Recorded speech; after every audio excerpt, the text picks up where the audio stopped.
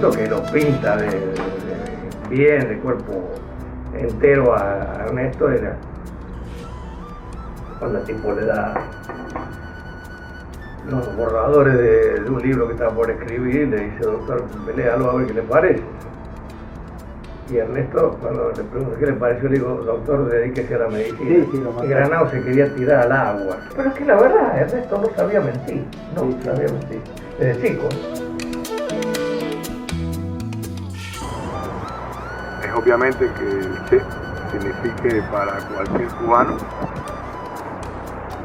algo sencillamente grande como guía, pero sobre todo como persona. Te cuento que fue viceministro de Industria. Un momento dice que él estaba de guardia en el Ministerio de Industria y mi papá llega un domingo tempranito y le dice: a ver, ¿qué haces aquí? No, estoy de guardia, dice Arco. No, deja a otro ahí en tu lugar, que eso no es importante, y dale a cortar caña conmigo. Y Arco le dice: pero si estoy hoy de retén aquí. Dice: ¿qué retén? Eso no tiene importancia, dale, vamos, móntate en Jeep que nos vamos a cortar caña. Y se me llevó a cortar caña. Claro. Entonces, cosas así hacía, ¿no?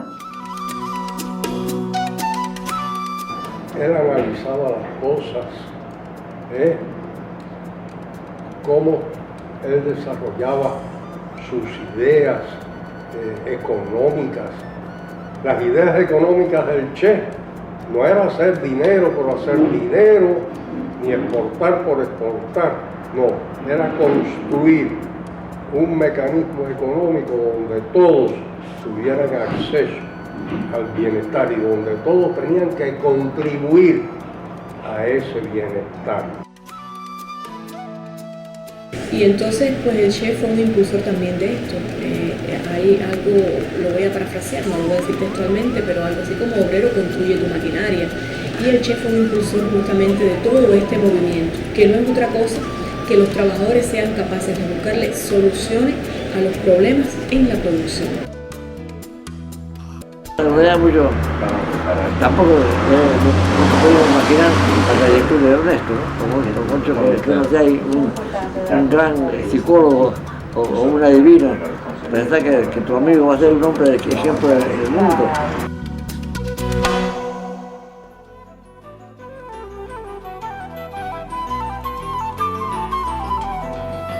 Ernesto no fue al colegio los primeros años por el asma, la madre le enseñaba. Era una tipa fantástica, muy inteligente, culta. Le enseñó a hablar francés a Ernesto. Ernesto hablaba francés, que le sirvió mucho en el Congo. Pero cuando se incorporó como todos los más chicos, no tuvo ninguna dificultad. No eran, como te digo, como te dije al principio, no eran muy buenas las notas, pero estudiábamos, íbamos pasando de grado, como pasan casi todos los chicos. Donde más tiempo vivió el Che en su vida fue en Altagracia, casi 11 años. Y si a eso le agrega que cuando estuvo en Córdoba, un año y pico después, Ernesto, cuando podía, se volvió a Altagracia. Y después, estando viviendo acá, estudiando, cada vez que nosotros teníamos algún día de vacaciones, nos bajábamos para Altagracia, que siempre hay una casa donde teníamos casi comida. El padre era un flor de tipo, un tipo que vivió por la enfermedad, es decir, el tipo conectado con Buenos Aires, con la hot society de acá, San Isidro, Frers, primo de él, ¿no? Se fue a Altagracia donde vivía bien el médico, el dentista, el prestamista, el almacenero, pero qué laburo puede conseguir. Y así todo trabajó. Trabajó en la reforma de la cancha de golf. En esa época no había carritos para recorrer las canchas de golf. Se recorrían a caballo. Entonces todos los días, y eso lo conseguimos con John Lee Anderson, que escribe el libro, fuimos a buscar papeles viejos, ahí conseguimos ¿cómo se llama? Caballo mandado a la casa de don Ernesto Guevara, en el cual Ernesto aprendió a andar a caballo, que le sirvió, como dice el viejo Guevara, su primer entrenamiento fue Altagracia.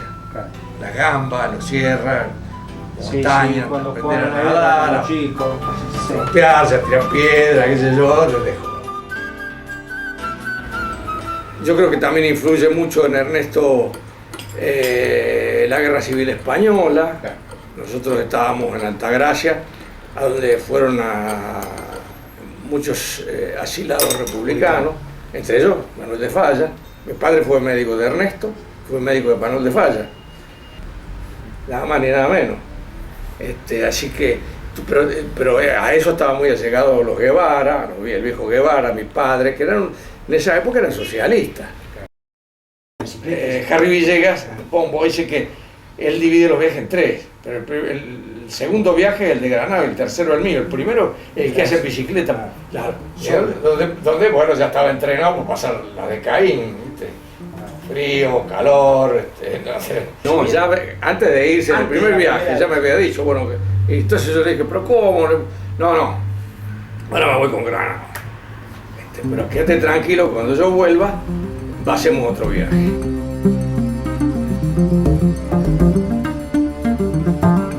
Y lo conocí a través del asma y del deporte, porque él quería jugar rugby y nadie lo quería poner, porque un equipo, un jugador de rugby con asma es un jugador menos, en segunda división de un equipo que se llama Estudiantes. Y entonces a través del asma empezamos a hablar del asma, después empezamos a hablar de viaje, después de empezar a viajar juntos. Claro. Porque él ya en el 50, en el 50 ya él hizo un viaje por Argentina. Claro, esa bicicleta con motor. Pero claro, nosotros siempre lo pensábamos más grande, claro, en el mundo. Después nos dimos cuenta que era muy grande. Son las cosas que nos pasaban. Pero entonces te digo, a mí lo que más me impresiona de los Lagos Sur, ¿no?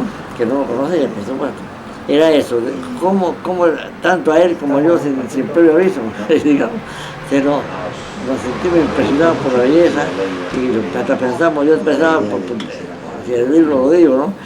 Que tener un helicóptero por allá a recoger las muestras de sangre por ahí, siempre todo un poco así, pero siempre pensando en no irnos, y de quedarnos sería en un lugar como la...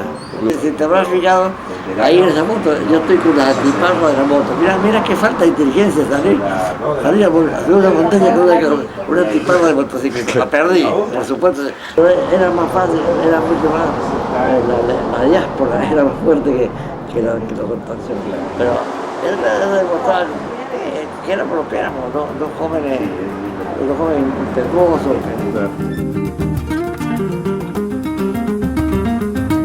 Hay parte de la historia de tu propia familia, ¿no? Aunque sea un momento de su vida. Me hago la idea, ¿no? de lo que hicieron, de lo que pasaron por aquí. Y lo que él va escribiendo también te deja muy claro, cuáles son sus propias impresiones. Claro que tienes que poner cuántos años, un montón de años después, más de 50 años después de sus propias impresiones. Yo vengo a un lugar que ya está transformado, no es el mismo pueblo que él vio. Pero lo importante para mí ni siquiera es el lugar, sino la gente. Es decir, cuando las personas recuerdan, cuando las personas quieren mantener ese recuerdo vivo, es lo que a mí me da una gratísima sensación de estar entre mi familia. Cuando yo tenía 16 años, mami me dio a leer el manuscrito, porque todavía no era un libro, de lo que llamábamos después notas de viaje. Y ahí, bueno, pues empecé a leer las locuras de un tipo con su amigo en una moto.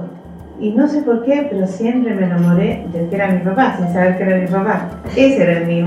Y un poco entre la timidez del hombre y la osadía de ese mismo hombre.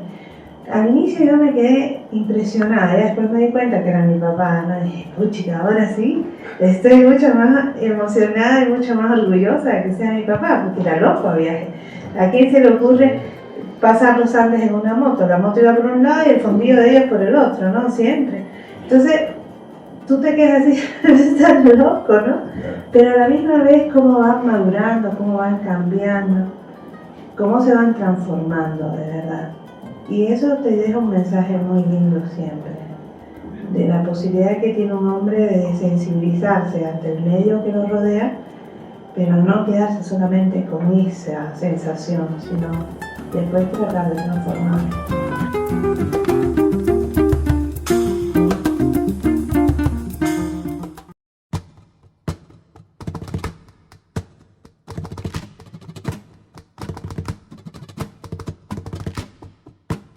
¿qué vas a dar 13 materias en un año? Sí. No, yo tengo que buscar otra cosa. No, quédate tranquilo que no vamos a ir. ¿Pero qué mierda vas a dar 13 materias en un año? Vas a ver que sí, pelotudo, qué sé yo, papá. ¿Cómo se hablan dos tipos? ¿No? Entonces, cuando yo sabía que iba bien porque estaba estudiando con uno de mis hermanos, que me sigue a mí. Entonces, cuando vino me dijo, acá tenés pelotudo. Porque claro, Ernesto era como cualquiera de ustedes. Hicieron de todo, cuando eran chicos. Siempre dentro de, siendo un tipo muy correcto. Acá hay leche y azúcar. Pero bueno, era parte de un sueño de chico. Yo ya Ernesto ya no estaba mucho para eso, ya Ernesto ya pensaba en alguna otra cosa. Ya pensaba, él era, ahora con los años me doy cuenta que Ernesto pensaba mucho más adelante de lo que estábamos nosotros viviendo la actualidad de ese momento.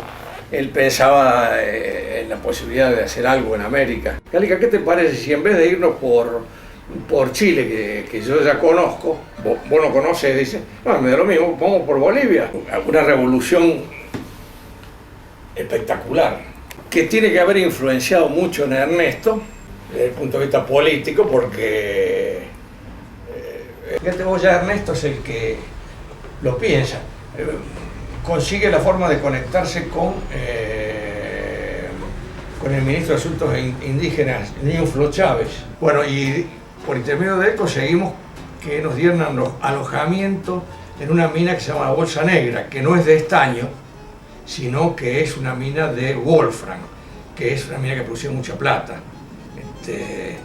y que a la cual llegamos por nuestros medios, porque nosotros conseguimos el camión y le metimos, y fue espectacular cuando los mineros se habían ido a La Paz a defender el gobierno porque hubo un conato de contrarrevolución. Así que cuando los tipos vuelven, los mineros, nosotros sentíamos como desde la hondonada las ametralladoras y los Mauser que te venían tirando tiros. Era una cosa impactante.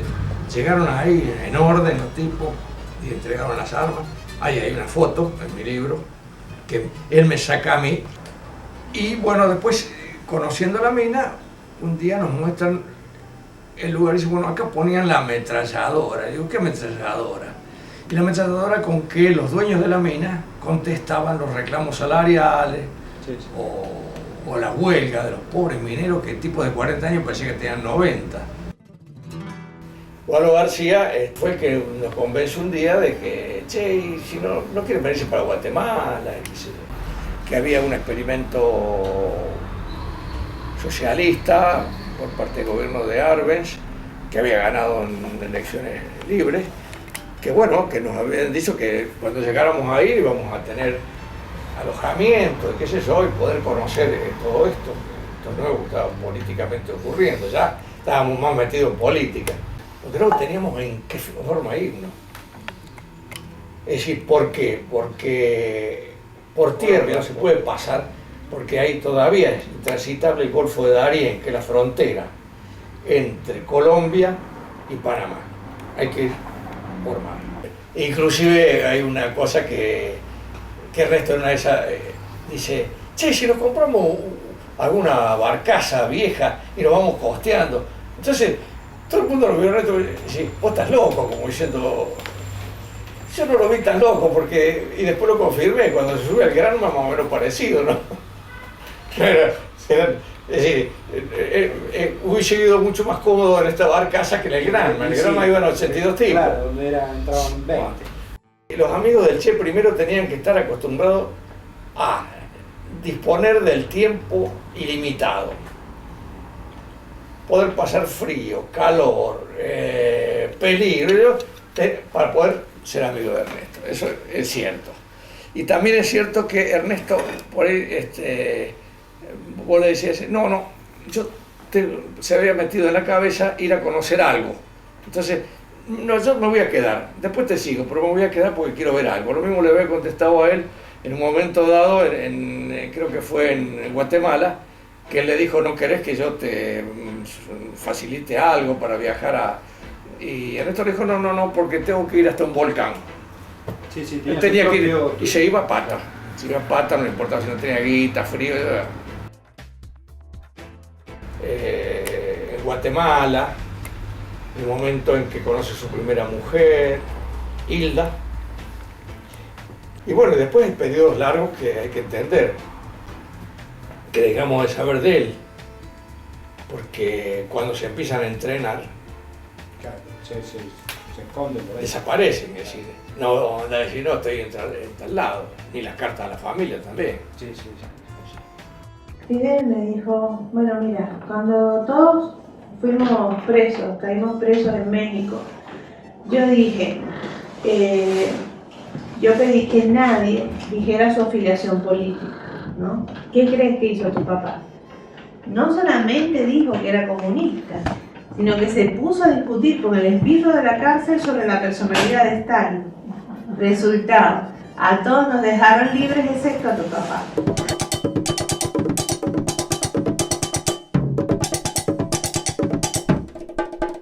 Y en esas condiciones ya para, sería septiembre, recibí una carta que me mandó Fidel a través de nuestros canales, donde me decía que el Che marchaba hacia las villas al frente de una guerrilla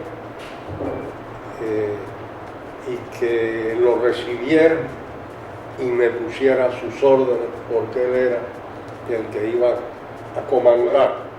Conocí al Che, subí cuando él llegó al Escambray, allí nos conocimos. Por cierto que tuvimos una gran discusión porque él me dijo que según fuera ocupando territorio, pues iba a ir implantando también la reforma agraria, darle la tierra a los campesinos que la trabajaban, y entonces me dio su criterio de cómo debía ser la reforma agraria cuando triunfara la revolución, y después me pidió que yo pensaba, y yo le conté que yo había escrito una tesis sobre cómo debía ser la reforma agraria al triunfo de la revolución. Dijo, sí, no me digas, qué casualidad, ¿y qué tú piensas? Y entonces le di mis criterios, y cuando terminé, me dijo, oye, tú no eres revolucionario, nada. Tú eres un pequeño burgués.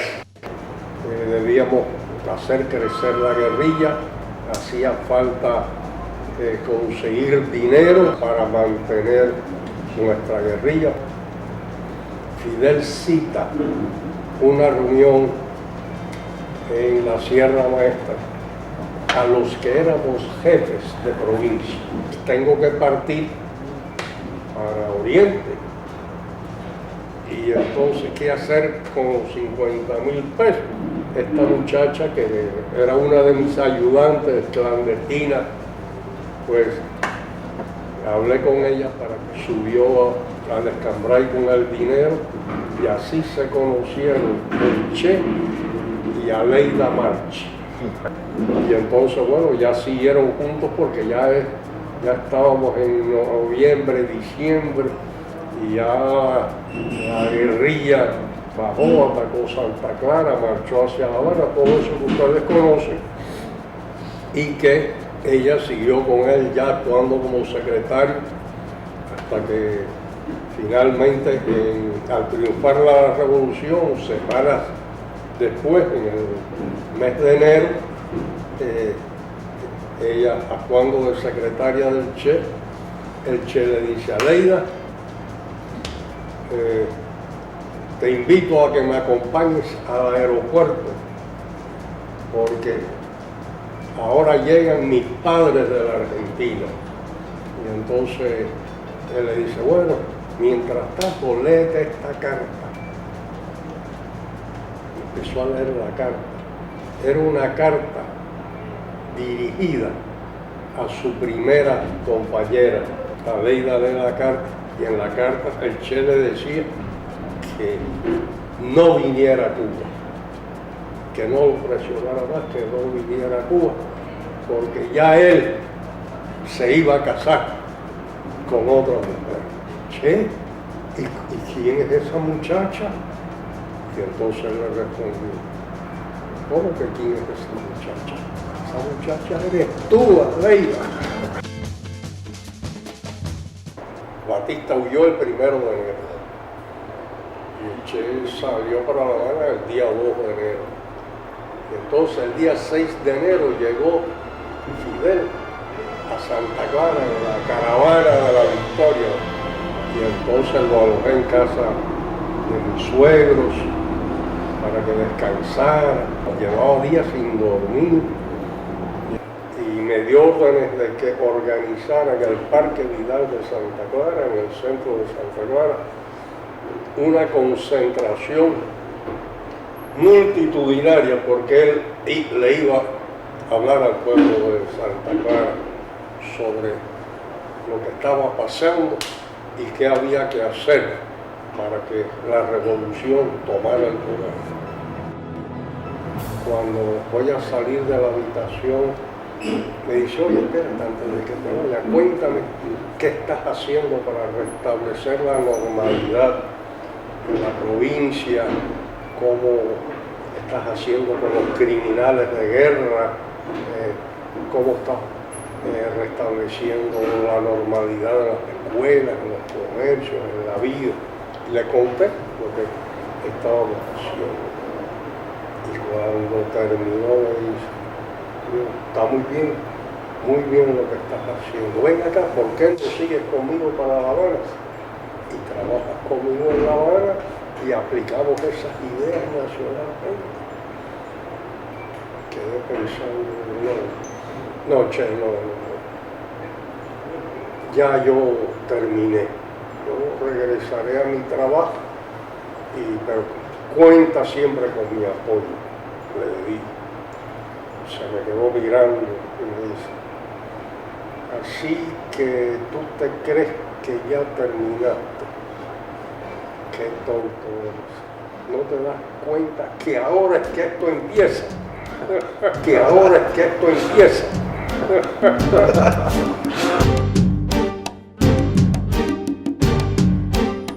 Salí para La Habana, llegué al Palacio, estaba sesionando el nuevo Consejo de Ministros.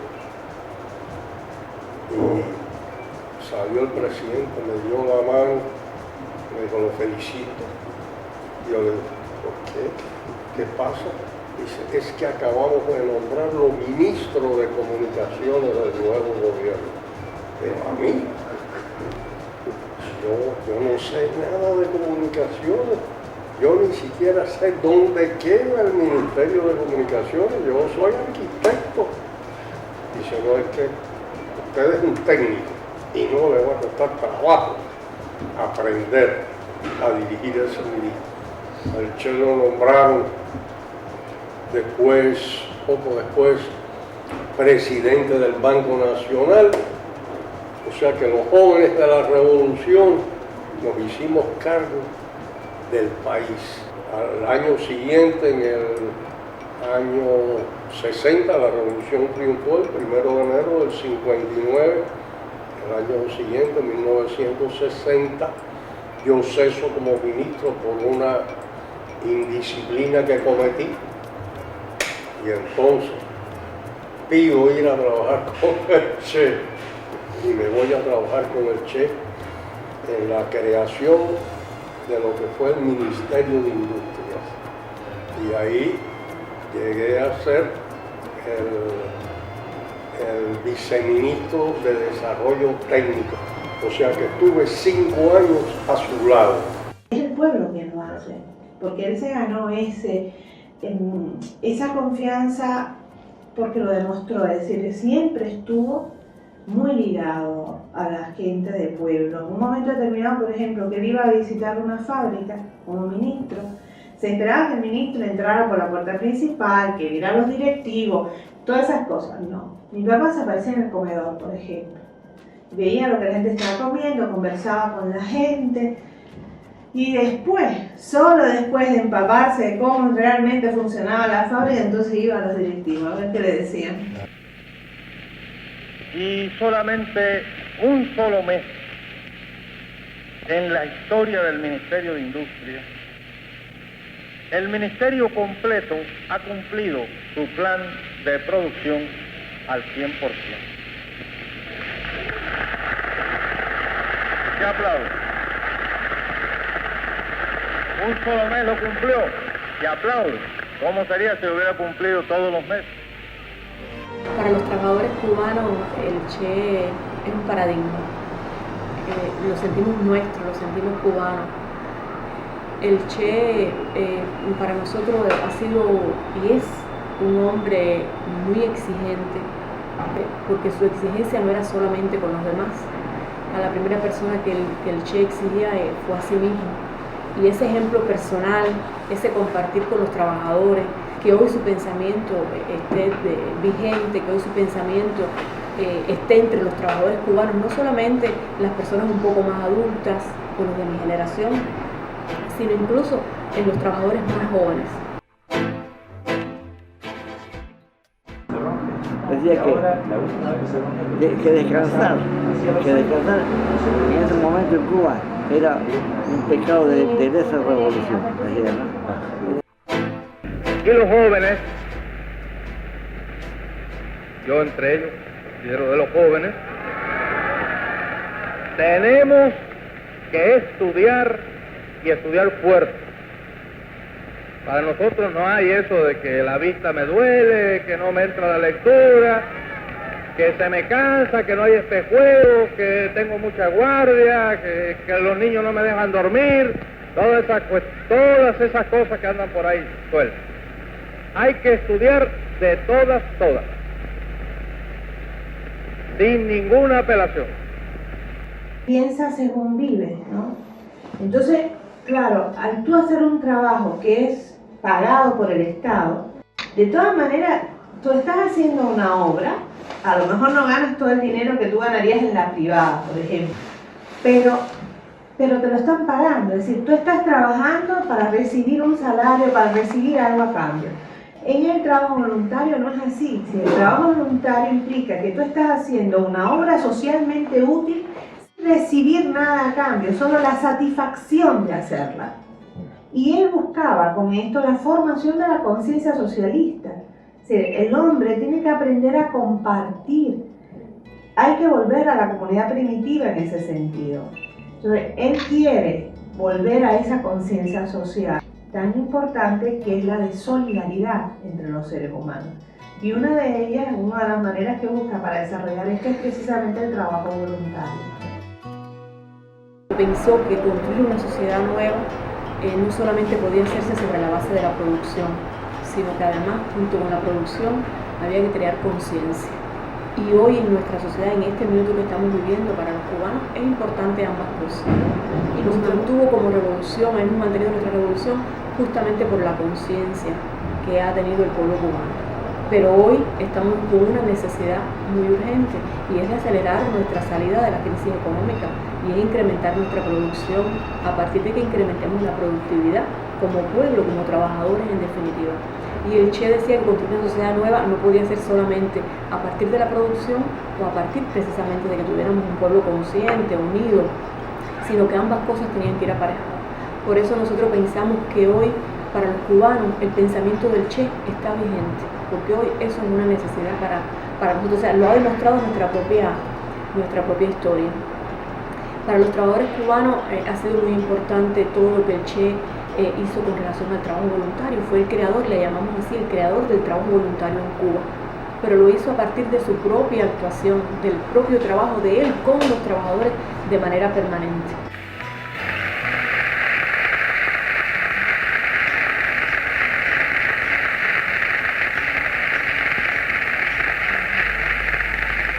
Además,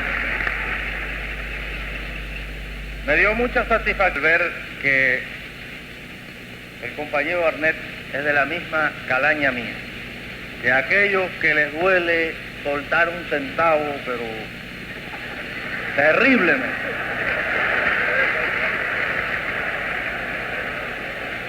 Fíjense esta parte del informe de inspección. Dice, hizo la albañilería y la instalación de 2 baños y un cuarto de ducha.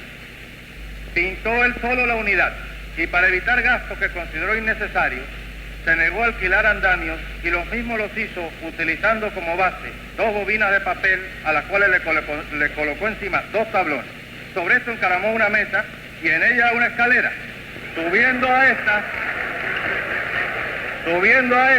con una brocha amarrada a un palo, con lo cual logró llegar a la parte más alta de la pared.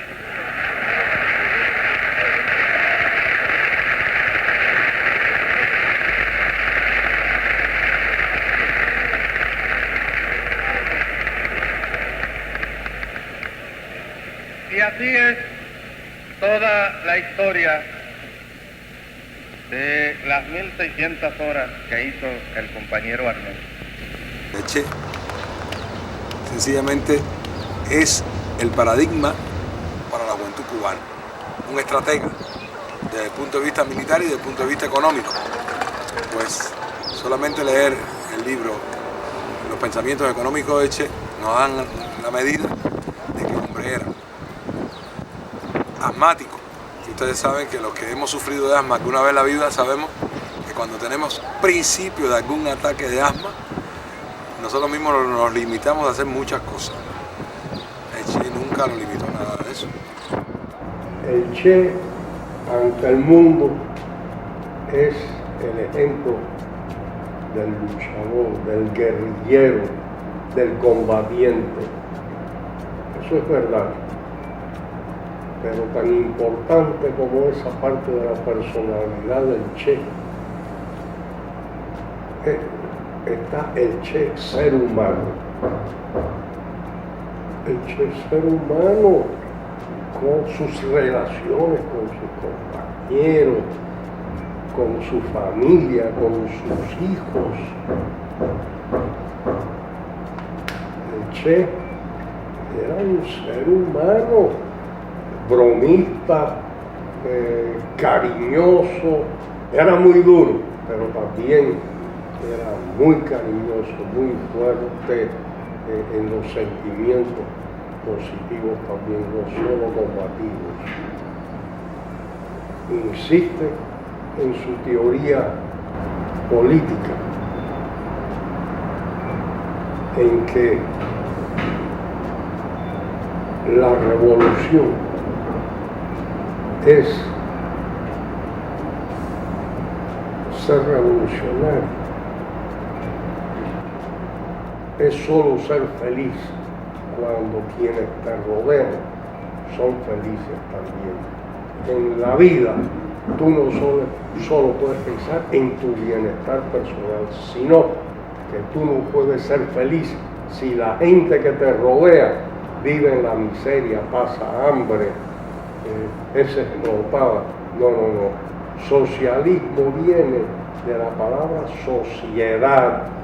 Socialismo es sociedad. O sea que el socialismo es lograr que todo el mundo viva una vida mejor.